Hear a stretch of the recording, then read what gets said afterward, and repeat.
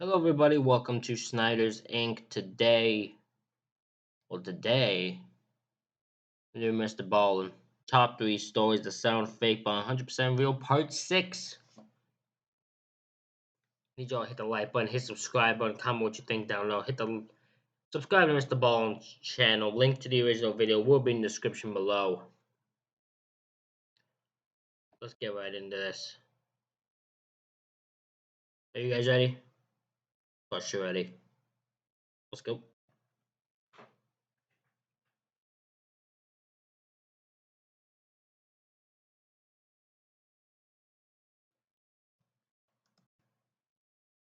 Sometimes the truth is stranger than fiction, and today we're going to look at 3 stories that demonstrate that. But before we get into today's stories, if you're a fan of the strange, dark, and mysterious delivered in story format, then you've come to the right channel because that's all we do, and we upload 3 or 4 times every week. So if that's of interest to you, please get a job as a barista at the like button's favorite Starbucks, just so you can give them a severely burnt cup of coffee every morning. Also, please subscribe to our channel and turn on all notifications so you don't miss any of our weekly uploads. All right, let's get into today's stories.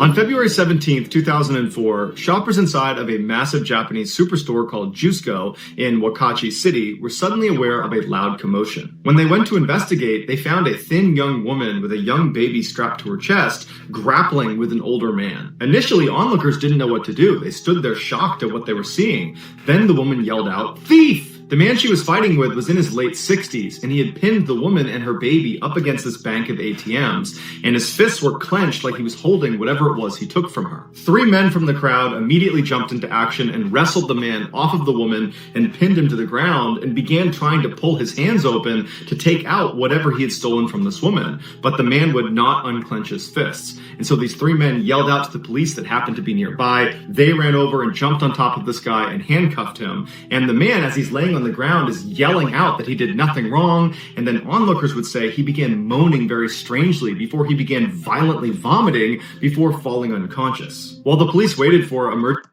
What the hell happened here? This is weird. This is what happens when you don't drugs. This is what drugs do. Maybe you shouldn't be doing drugs, ladies and gentlemen. This is what happens. Because this is what happens when you do drugs is you start doing violent things, you start doing violent acts, and yeah, that's me. Don't like that at all. No. No, I'm good. That don't work for me. I don't like that at all.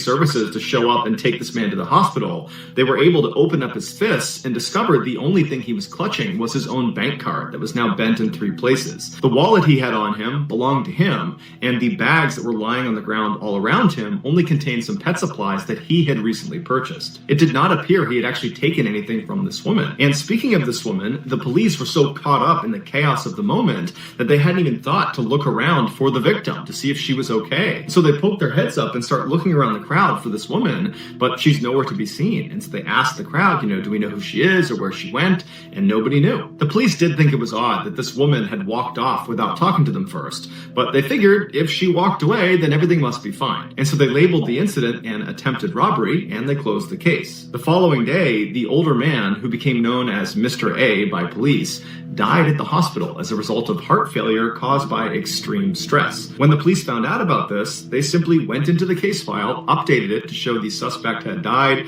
and did not investigate further. But Mr. A's family refused to believe he had just attacked a young woman and her baby. It was completely out of character. He was a gentle retiree who had spent 40 years working for a chemical manufacturer and now was collecting a pension and working part-time as a security guard. He lived with his wife, his children, and his grandchildren, and he lived about a kilometer away from the Jusco, where he had gone that day to get some hamster food for his grandson's hamster. His family...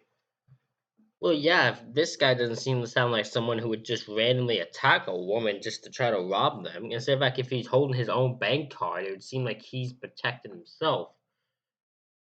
Could it be this woman was trying to rob the man and using the baby as protection because she's a woman fighting with a man? She thought if she screamed thief, it would cause them to go after the man and she could escape. Is that possibly what's happening here?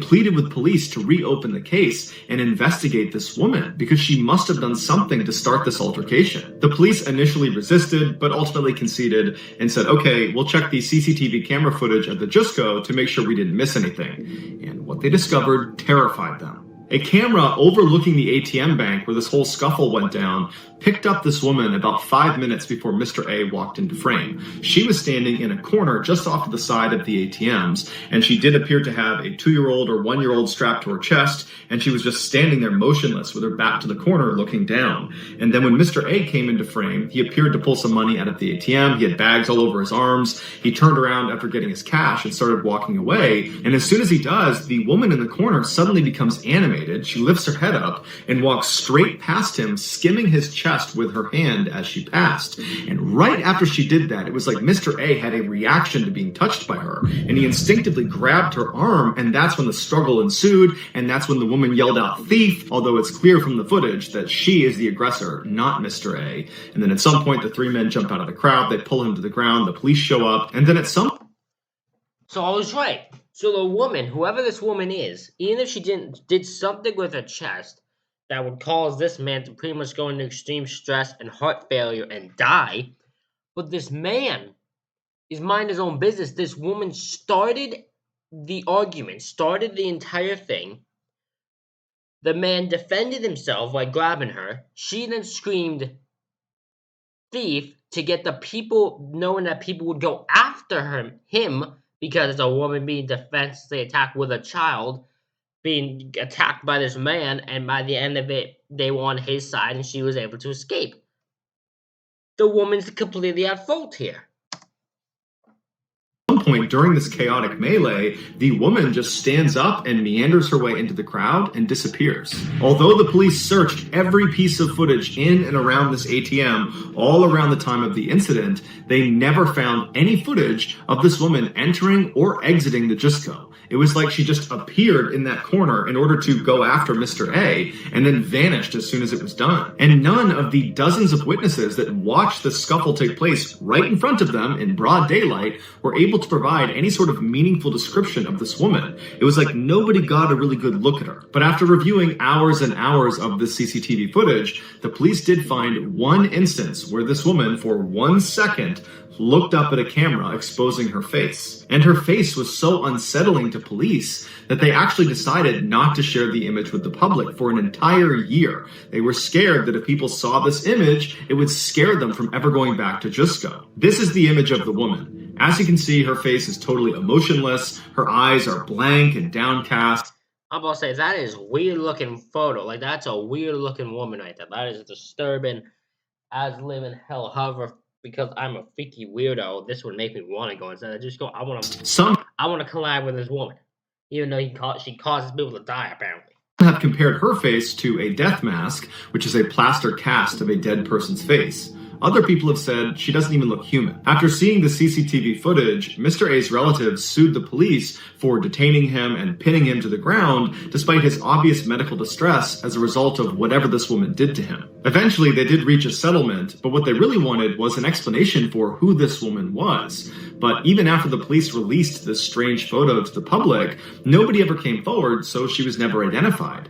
And it's unlikely she'll ever be identified because the statute of limitations for this case expired in 2011. The case, which is now referred to as the Jusco Phantom, is still very famous in Japan, and it remains a popular topic on long internet chat room threads where people exchange this eerie photograph and speculate about who or what killed Mr. A. In 2010, Sam Ballard was a 19-year-old living in Australia. He was a college student and a standout rugby player. His mother described him as being invincible. One night, Sam and his buddies were over a friend's house having what they called a red wine appreciation night, where they sarcastically pretend to be grown-ups by only drinking wine instead of beer. And after hours of drinking... That sounds totally stupid. That sounds like a really stupid thing to do. Why would you just pretend to be grown-ups and drink wine instead of beer? Just drink beer. Who cares about being grown up? Fuck grown ups. And I'm saying that like I'm not a grown up myself, technically. Joking around, they were standing in the backyard on the patio when they noticed a small slug crawling across the ground. And at some point, one of the boys yelled out, "Hey, someone should eat that!" But no one was taking him seriously, and everyone just kind of joked about it. But Sam took it as a challenge and said, "You know what? I'll eat the slug." And everyone's like, "No way, you're not going to eat that slug." But them telling him he wasn't going to do it only egged him on. And so It's a dare. It's a dare. It's a challenge. You don't stand. You don't deny from a dare. It's just like it's sort of like a man code. When you dare someone, they have to do it. And unfortunately, it's the way it went. You dare someone to do it, they gotta do it. It's unfortunate. What's gonna happen though from this now? So he picked that slug up, threw it in his mouth, and he ate it. And the boys howled with laughter. They were so impressed, and for the rest of the night, he was the king. The next morning when Sam got up, he noticed a dull ache in his legs. He attributed the pain to his hangover and expected it to clear by the evening. But by the end of the day, the fog of his hangover had gone away, but the pain in his legs had not. The following day, when he woke up, the pain was not only still there, it had intensified. And so he told his mother about it, and her first concern was that he could be developing multiple sclerosis, something his dad had. Sam was concerned about that too, but he also told her that he had eaten this slug, and he was concerned that, maybe this could be some sort of allergic reaction to that. And his mother said, "You know what, you got nothing to worry about with the slug. Nobody gets sick from things like that." So they went to the doctor, and multiple sclerosis was very quickly ruled out, which was a huge relief to the Ballards. But the doctor said they didn't really have a good reason for why Sam was experiencing this leg pain. Sam brought up the fact that he had eaten this slug, and even though his mom didn't think it was a big deal, he was wondering if maybe this could be an allergic reaction. And the doctor said that off the top of their head, they had no idea if the slug had anything to do with this leg pain. But a couple of days later, the doctor called Sam back and said they'd had a chance to do some research, and they spoke to their colleagues, and it looks like Sam had something called rat lungworm disease. This is an infection most commonly found in rats that's caused by a parasitic worm that can be passed down to snails and slugs. So it's a parasitic worm he happened to have eaten when he ate that slug. This man caused his death. I'm going to well, actually, I know I'm overstating that. Man caused a disease inside of him just by eating this slug and doing this dare. See, our dare, our man code. This when it comes to dares, they always set the dare. Listen, that man, that's the problem. It caused us to be in bad situations. Slugs if they eat the rat feces that contains the parasite's larva. Based on Sam's symptoms, which now included persistent dizziness and vomiting, the doctor informed him that most likely the slug he consumed at that party was a carrier of the parasite. The doctor informed the Ballards that most people who contract rat lungworm disease do so from eating undercooked or raw snails, and they recover without incident once the parasite dies. But in very rare cases, the parasite can penetrate the intestine, traverse the nervous system, and then burrow itself into the outer lining of the brain, causing patients to suffer from a very rare form of meningitis that can be deadly. Sam and his family were told there wasn't much anybody could do to help treat his symptoms, and so all they could really do was just wait to see how severe his case was going to be. And unfortunately, Sam's was extremely severe. Just a few days after his diagnosis, Sam did develop the rare form of meningitis, and he slipped into a coma for 420 days. When he finally woke up...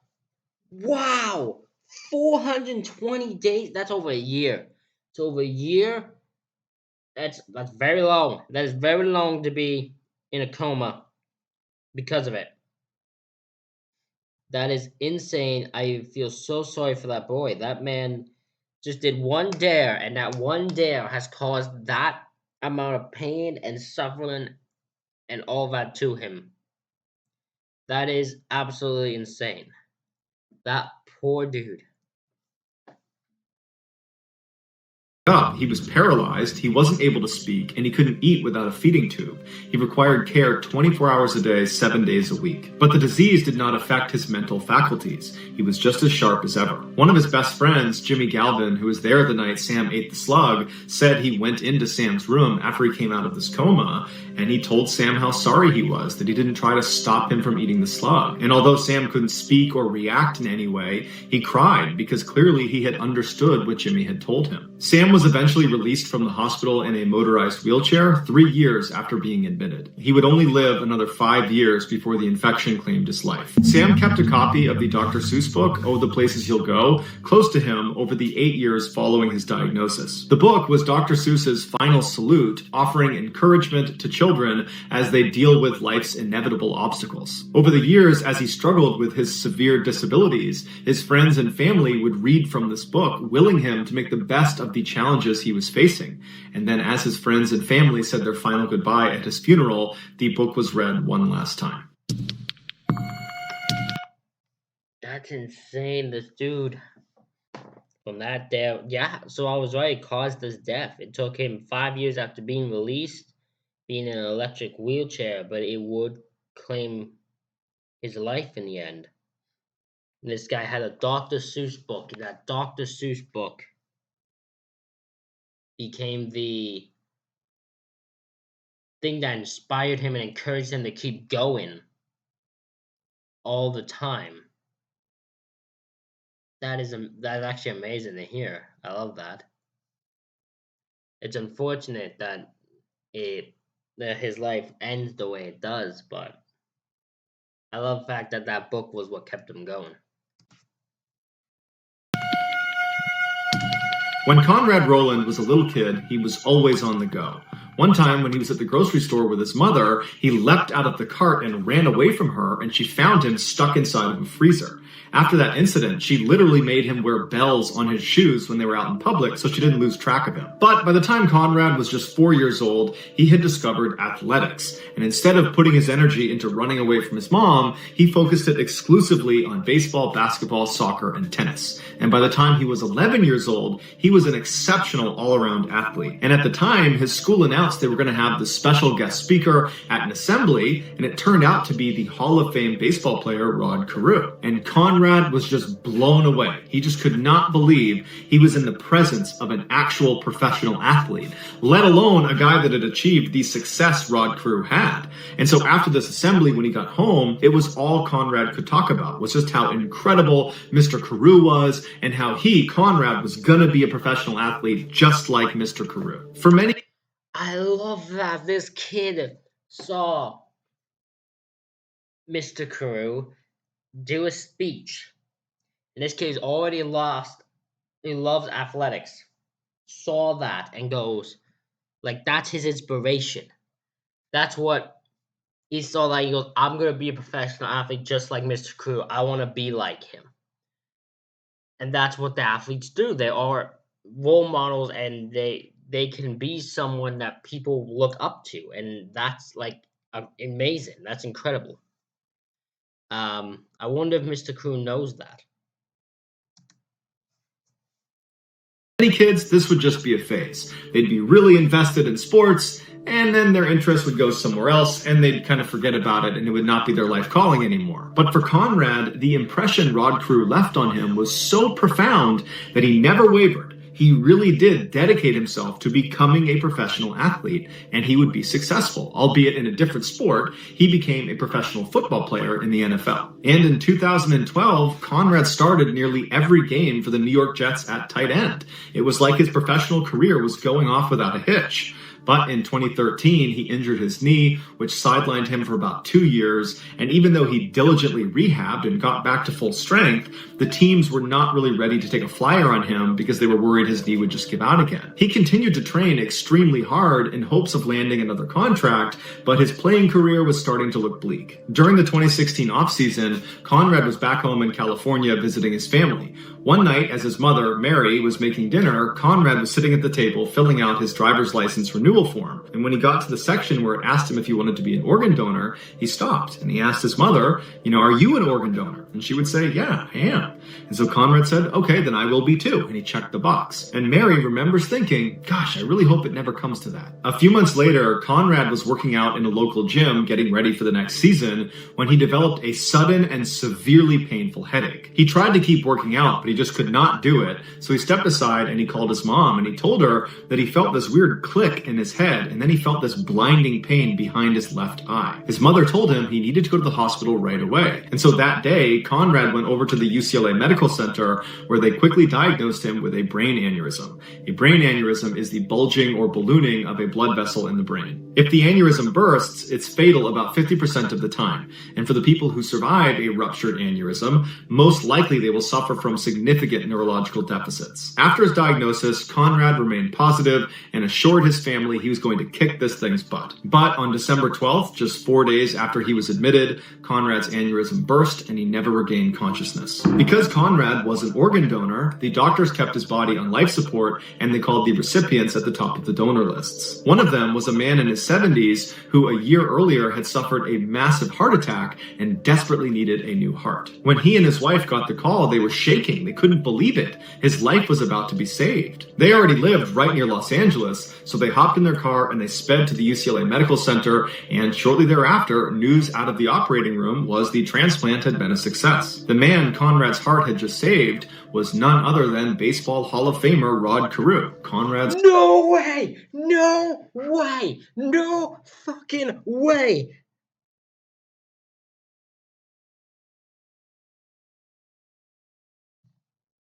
This kid admired this man, wanted to be like this man, wanted to be a big top athlete like this man. Yet he sat there. Oh my god, he sat there and he ended up having a brain aneurysm and it exploded and it caused his death. And because he checked off he was an organ donor, his heart was given to the man he admired, Mr. Carew. That is so fucking insane.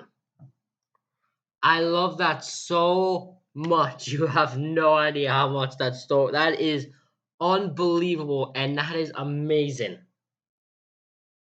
Wow. Just wow. childhood hero that had pushed him to become a professional athlete. At first, the families had no idea, but eventually this incredible link was discovered and immediately the two families bonded. Today, because Conrad's family only lives 12 miles away from Rod Carew and his family, Conrad's mother was given a standing invitation by the Carews to stop by anytime she wanted to listen to her son's heart. So that's going to do it, guys. If you found the secret... That is amazing to hear. I love the fact this unlikely coincidence brought these families together and all that. That is amazing. Ladies and gentlemen, that is it for this reaction video. I hope you all enjoyed it. Hit the like button, hit subscribe button, comment what you think down below. Thank you all for watching. I will see you all for the next one.